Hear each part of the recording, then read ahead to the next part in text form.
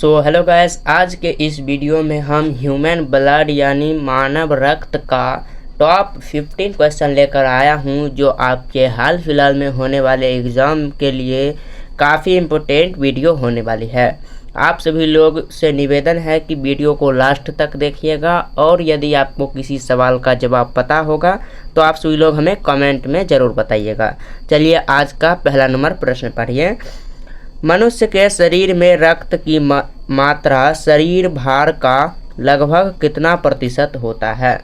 मनुष्य के शरीर में रक्त की मात्रा मनुष्य के शरीर का यानी कि उसके भार का लगभग 7% होता है। ऑप्शन नंबर बी सही जवाब होगा, ध्यान रखिएगा। नेक्स्ट क्वेश्चन देखिए, सवाल नंबर 2। रक्त का लाल रंग किसके कारण होता है? रक्त का लाल रंग किसके कारण होता है? तो सही जवाब हो जाएगा हीमोग्लोबिन के कारण। किसके कारण होता है? हीमोग्लोबिन के कारण, ध्यान रखिएगा। नेक्स्ट क्वेश्चन देखिए, आरबीसी का जीवन काल कितना होता है? आरबीसी का जीवन काल 120 दिनों का होता है। आरबीसी का जीवन काल 120 दिनों का, यानी कि रेड लिख देता हूँ यहाँ पर, रेड ब्लड सेल का जीवन काल 120 दिनों का होता है, ध्यान रखिएगा। काफ़ी इम्पोर्टेंट क्वेश्चन है। चलिए नेक्स्ट क्वेश्चन पढ़िए। डब्ल्यूबीसी का जीवन काल औसतन कितना होता है? यानी कि वाइट ब्लड सेल का जीवन काल कितना होता है? वाइट ब्लड सेल का जीवन काल कितना होता है? तो आपको जाएगा 12 से 20 दिनों का होता है वाइट ब्लड सेल का जीवन काल। ऑप्शन नंबर सी बिल्कुल सही जवाब हो जाएगा। चलिए अगला प्रश्न देखिए, प्लेटलेट्स का जीवन काल कितना होता है? प्लेटलेट्स का जीवन काल कितना होता है? 7 से 11 दिनों तक का होता है प्लेटलेट्स का जीवन काल। ऑप्शन नंबर बी सही जवाब हो जाएगा, ध्यान रखिएगा। चलिए नेक्स्ट क्वेश्चन देखिए, रक्त का पीएच सामान्यतः कितना होता है? यानी रक्त का पीएच मान सामान्यतः 7.4 होता है। इसी के कारण रक्त हमें क्षारीय लगते हैं रक्त, ध्यान रखिएगा। चलिए नेक्स्ट क्वेश्चन देखिए, रक्त का तरल भाग क्या कहलाता है? रक्त का तरल भाग क्या कहलाता है? प्लाज्मा हो जाएगा। ऑप्शन नंबर बी बिल्कुल सही जवाब होगा। चलिए नेक्स्ट क्वेश्चन देखिए, रक्त में सबसे अधिक पाए जाने वाली कोशिका कौन सी है? रक्त में सबसे अधिक पाए जाने वाली कोशिका आरबीसी यानी कि रेड ब्लड सेल। मानव शरीर में, मानव के रक्त में सबसे अधिक पाए जाने वाली कोशिका आरबीसी हो जाएगा, रेड ब्लड सेल, ध्यान रखिएगा। चलिए नेक्स्ट क्वेश्चन देखिए, न्यूट्रोफिल किस कार्य में सहायक है? न्यूट्रोफिल किस कार्य में सहायक है? यहाँ पर सही जवाब हो जाएगा जीवाणुनाशक कार्य में। ऑप्शन नंबर सी सही जवाब होगा, जीवाणुनाशक कार्य में। चलिए नेक्स्ट क्वेश्चन देखिए, RH फैक्टर की खोज किसने की? RH फैक्टर जो था उसकी खोज इनमें से किसने की? आपका सही जवाब हो जाएगा लेडस्टीनर और विनर ने। किसने की? लेडस्टीनर और विनर। ऑप्शन नंबर ए सही जवाब हो जाएगा। चलिए नेक्स्ट क्वेश्चन देखिए, हीमोफीलिया किसकी कमी के कारण होता है? हीमोफीलिया आपका इनमें से आपका हो जाएगा क्लॉटिंग फैक्टर 8 की कमी के कारण हीमोफीलिया रोग होता है, ध्यान रखिएगा। चलिए नेक्स्ट क्वेश्चन देखिए, रक्त का कौन सा घटक बॉडी सोल्जर कहलाता है? रक्त का कौन सा घटक बॉडी सोल्जर कहलाता है? इनमें से सही जवाब हो जाएगा डब्ल्यूबीसी यानी कि white blood cell. Option number B सही जवाब हो जाएगा। चलिए नेक्स्ट क्वेश्चन देखिए, रक्त में सर्वाधिक मात्रा में पाए जाने वाला प्रोटीन कौन सा है? रक्त में सर्वाधिक मात्रा में पाए जाने वाला प्रोटीन कौन सा है? एल्बुमिन। कौन सा प्रोटीन हो जाएगा? एल्बुमिन। ऑप्शन नंबर ए सही जवाब हो जाएगा। चलिए नेक्स्ट क्वेश्चन देखिए, रक्त समूह निर्धारण किसके आधार पर होती है? रक्त समूह निर्धारण किसके आधार पर होती है? आरबीसी की सतह पर एंटीजन, आरबीसी की सतह पर एंटीजन, ऑप्शन नंबर बी सही जवाब हो जाएगा। चलिए नेक्स्ट क्वेश्चन देखिए, किसे यूनिवर्सल डोनर कहा जाता है? किसे यूनिवर्सल डोनर कहा जाता है? इनमें से सही जवाब हो जाएगा, यानी यूनिवर्सल डोनर किसे कहा जाता है, यानी कि किसी को भी रक्त वो दान दे सकता है, तो ओ पॉजिटिव को कहते हैं। ऑप्शन नंबर बी सही जवाब हो जाएगा। चलिए नेक्स्ट क्वेश्चन पढ़िए, किसे यूनिवर्सल रिसीवर कहा जाता है? यानी कि वो किसी का ब्लड अपने अंदर ले सकते हैं, यानी कि उसका किसी का ब्लड, किसी भी ग्रुप ब्लड का उसके अंदर आ सकता है, तो किसे यूनिवर्सल रिसीवर कहते हैं? तो यूनिवर्सल रिसीवर ए बी आपका हो जाएगा पॉजिटिव, ए बी पॉजिटिव हो जाएगा। ऑप्शन नंबर ए सही जवाब होगा। चलिए नेक्स्ट क्वेश्चन देखिए, रक्त का जमाव किस विटामिन पर निर्भर करता है? रक्त का जमाव किस विटामिन पर निर्भर करता है? विटामिन के पर निर्भर करता है। ऑप्शन नंबर सी सही जवाब होगा, ध्यान रखिएगा। अगला प्रश्न, रक्त में ऑक्सीजन का परिवहन किसके द्वारा होता है? रक्त में ऑक्सीजन का परिवहन किसके द्वारा होता है? तो इनमें से सही जवाब हो जाएगा आरबीसी के द्वारा होता है। ऑप्शन नंबर ए सही जवाब होगा, रेड ब्लड सेल, ध्यान रखिएगा, रेड ब्लड सेल के कारण होता है। चलिए नेक्स्ट क्वेश्चन देखिए, रक्त में कार्बन डाइऑक्साइड का अधिकतम भाग कैसे परिवाहित होता है? रक्त में कार्बन डाइऑक्साइड का अधिकतम भाग कैसे प्रवाहित होता है? इनमें से सही जवाब हो जाएगा बाइकार्बोनेट आयन के रूप में। किसमें होता है? बाइकार्बोनेट आयन के रूप में। ऑप्शन नंबर सी बिल्कुल सही जवाब हो जाएगा। चलिए नेक्स्ट क्वेश्चन देखिए, रक्त में यूरिया का स्तर बढ़ जाने की स्थिति को क्या कहते हैं? रक्त में यूरिया का जो स्तर बढ़ जाता है उसे इनमें से कहते हैं यूरेमिया। किसे क्या कहते हैं? यूरिया की स्तर यदि रक्त में बढ़ जाए तो उसे यूरेमिया कहते हैं, ध्यान रखिएगा। ऑप्शन नंबर बी सही जवाब होगा। नेक्स्ट क्वेश्चन पढ़िए, रक्त में शुगर की मात्रा अधिक होने से कौन सी बीमारी, यानी कि कौन सी बीमारी होती है? रक्त में शुगर की मात्रा अधिक होने की बीमारी को क्या कहते हैं? तो डायबिटीज़ कहते हैं। क्या कहते हैं? डायबिटीज़, यानी कि ब्लड शुगर, ध्यान रखिएगा, ब्लड शुगर कहते हैं।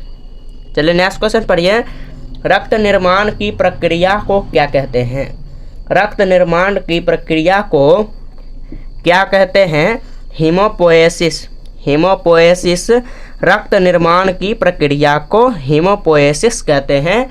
ऑप्शन नंबर बी सही जवाब हो जाएगा।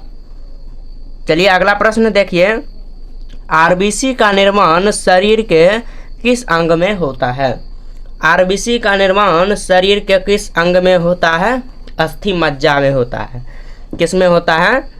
अस्थि मज्जा में, ध्यान रखिएगा। ऑप्शन नंबर बी सही जवाब हो जाएगा।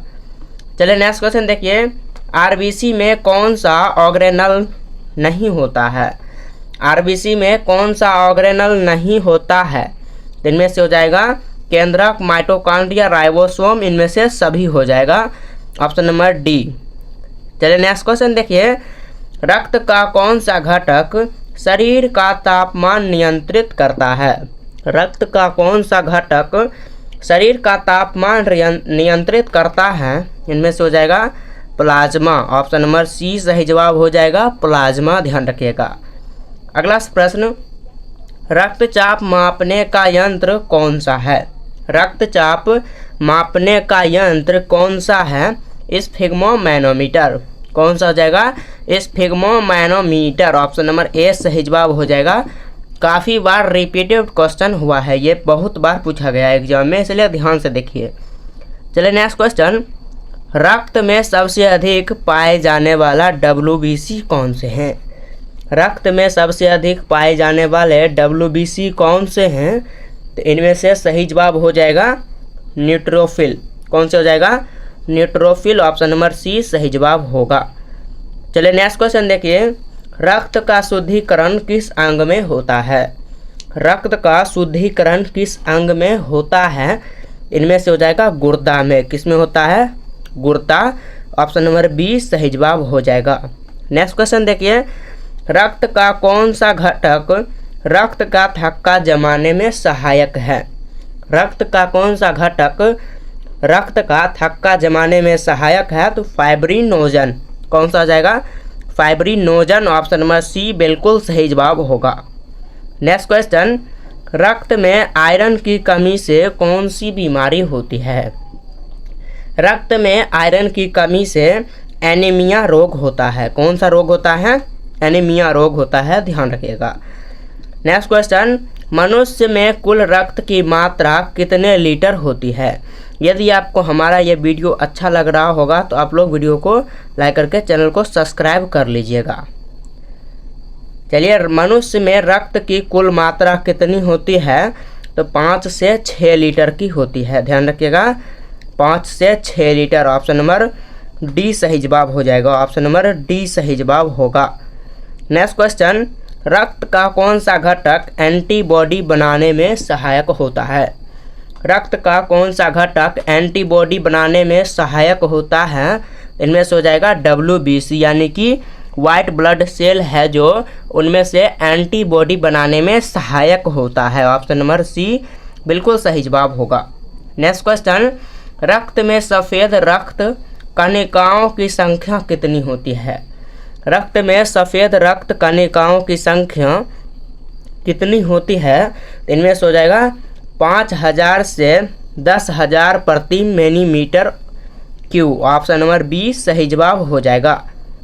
चलिए अगला प्रश्न देखिए, रक्त में लाल कणिकाओं की संख्या कितनी होती है? रक्त में काफ़ी इंपॉर्टेंट क्वेश्चन है। रक्त में लाल कणिकाओं की संख्या लगभग कितनी होती है? तो 40 से 50 लाख नैनोमीटर। 40 से 50 lakh nanometre cube. Option number C सही जवाब होगा। चलिए अगला प्रश्न, रक्त का निर्माण करने वाली मुख्य अस्थि कौन सी है? रक्त का निर्माण करने वाली मुख्य अस्थि आपका फीमर, ह्यूमरस, स्टर्मर। ऑप्शन नंबर डी सही जवाब हो जाएगा।